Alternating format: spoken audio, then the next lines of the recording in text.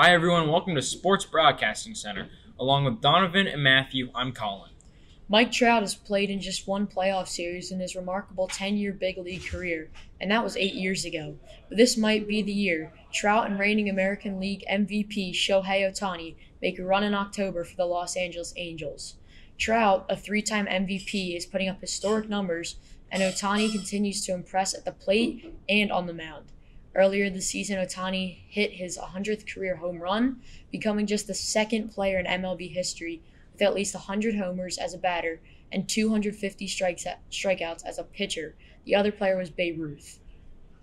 The Memphis Grizzlies might be a small market team, but they plan to do whatever it takes to keep Ja Morant in the fold.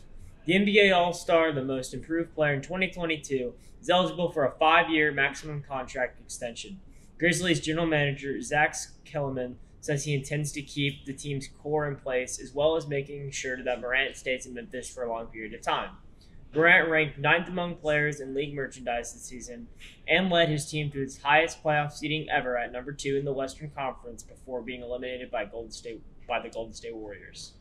Sale of Denver Broncos could reach $5 billion, but there is no shortage of interested billionaires to buy the NFL franchise. Team president John Ellis says the new owner's number one priority will be building a new $2 billion dome stadium, allowing the Broncos to host the Super Bowl for the first time.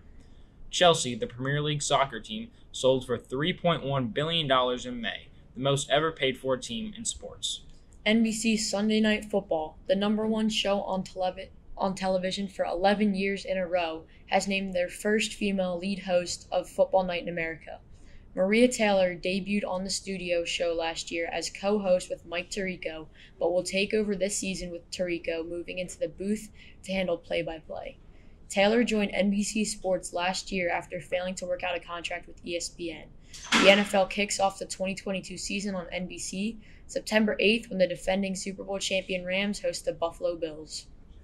We are just months away from the World Cup in Qatar. The United States men's national team will be back on the global stage after missing out the 2018 World Cup in Russia. The U.S. faces England in its opening match. The two nations have formed quite a rivalry over the years. In 1950, the United States pulled off one of the greatest upsets in World Cup history and winning to 1-0 over heavily favored Brits. Only 4 Americans returned from the disappointing 2018 team, including Chelsea star forward Christian Pulisic. This will be the 11th time the U.S. men's national team has qualified for the World Cup, with its best finish coming in the 1930 semifinals. College football season is fast approaching, but the Southeastern Conference is looking ahead to 2025 when Oklahoma and Texas join the SEC, making it a new 16-team super conference. The SEC has a goal of every school in its football visiting each other over the next 15 seasons, at least every 4 years. Meanwhile, the Big Ten plans to reshape its future scheduling alignment and championship arrangements beginning in 2023. The Big Ten discussing elimination of divisions and staging a football title game between the top 2 teams in the 14-team conference. That's it for a busy day in sports. For my co-anchors Matthew and Colin, I'm Donovan Cranage. Thanks for watching Sports Broadcasting Center.